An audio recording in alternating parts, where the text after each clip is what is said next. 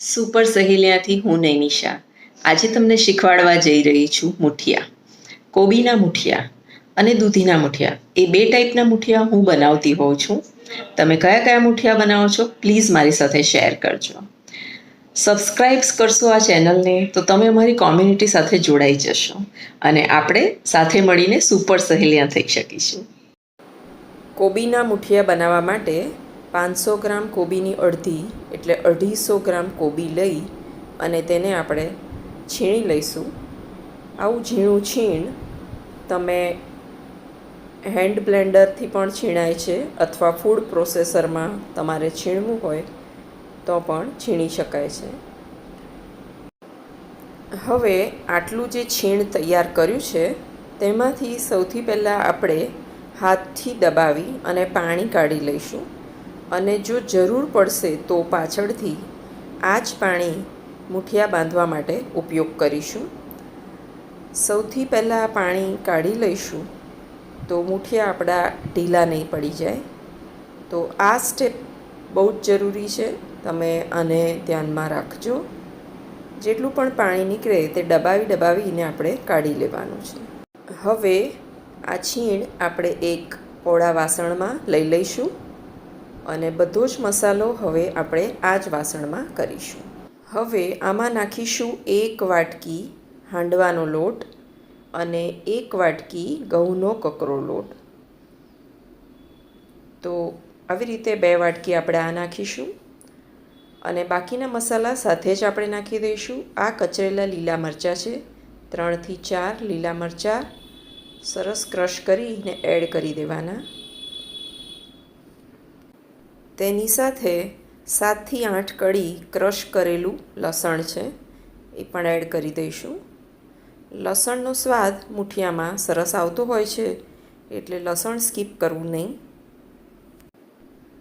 હવે ગળપણ નાખવા માટે ગોળ કે ખાંડ નાખવાની જગ્યાએ હું નાખું છું મગસ અને લાડુ.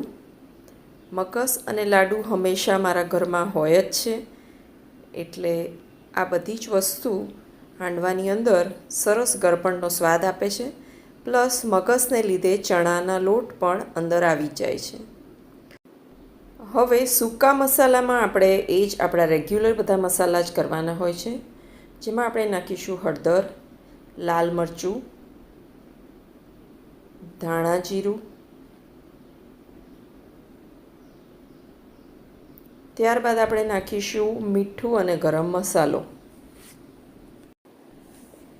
1 ચમચી ગરમ મસાલો.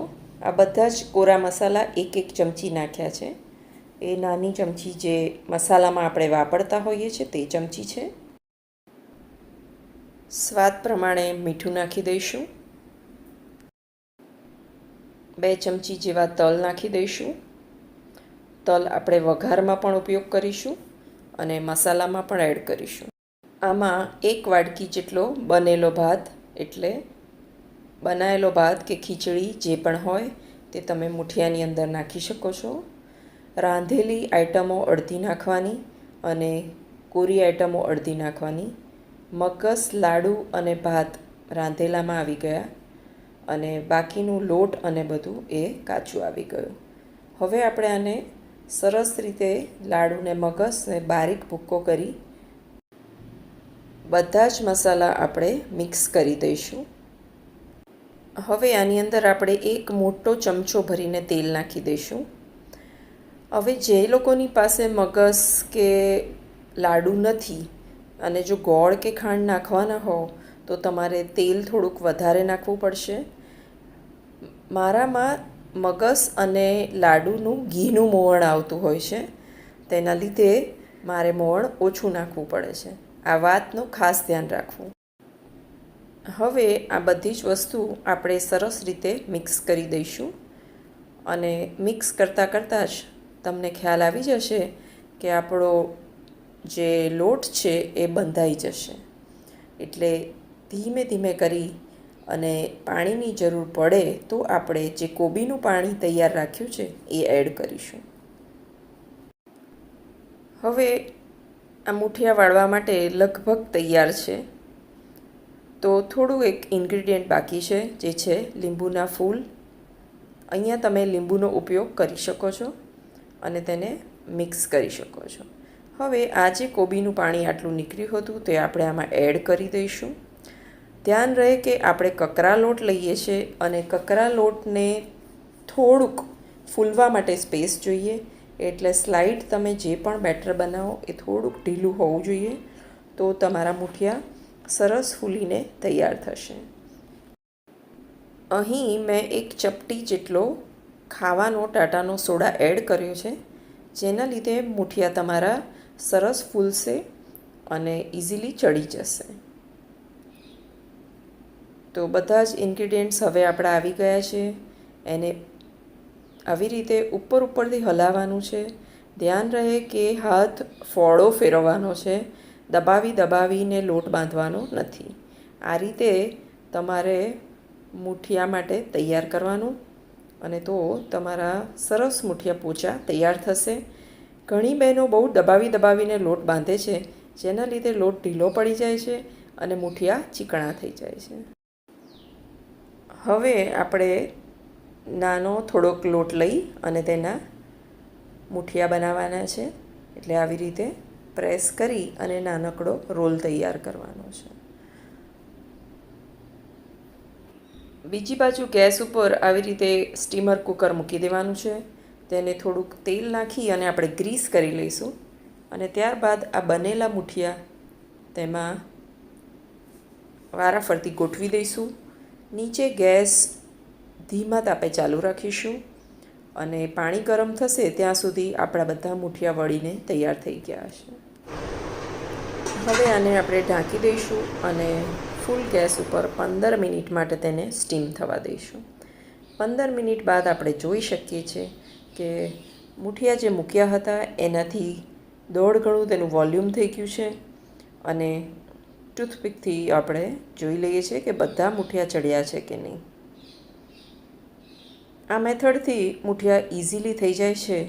તમે સવારે નાસ્તામાં પણ આને બનાવી શકો છો, અથવા ડિનરમાં ચા દૂધ સાથે પણ સારા લાગે છે. મૂઠિયાનો ગેસ બંધ કરી આપણે તેનું ઢાંકણું ઢાંકી 15 મિનિટ માટે આપણે એમના એમ મૂઠિયા અંદર રહેવા દઈશું. 15 મિનિટ બાદ મૂઠિયા સિજાઈ ગયા છે, અને હવે તેને આપણે એક થાળીમાં કાઢી અને બધા મૂઠિયાને કાપી લઈશું.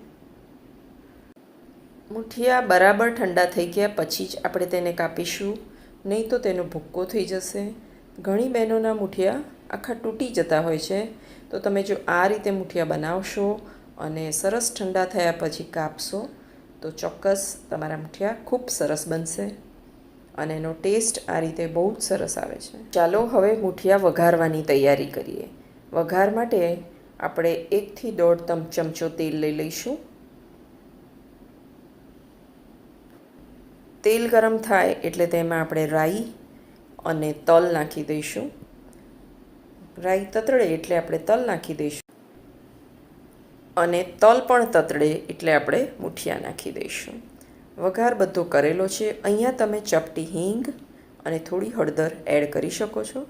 હું અહીંયા સ્લાઇટ હળદર નાખી રહી છું, બાકી બધો જ મસાલો મૂઠિયામાં ઓલરેડી રેડી છે.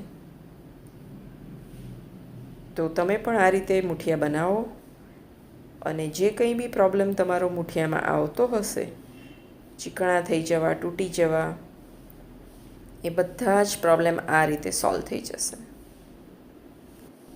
તો પરફેક્ટ મૂઠિયા આપણા તૈયાર છે. ચાલો તેને સર્વ કરી લઈએ.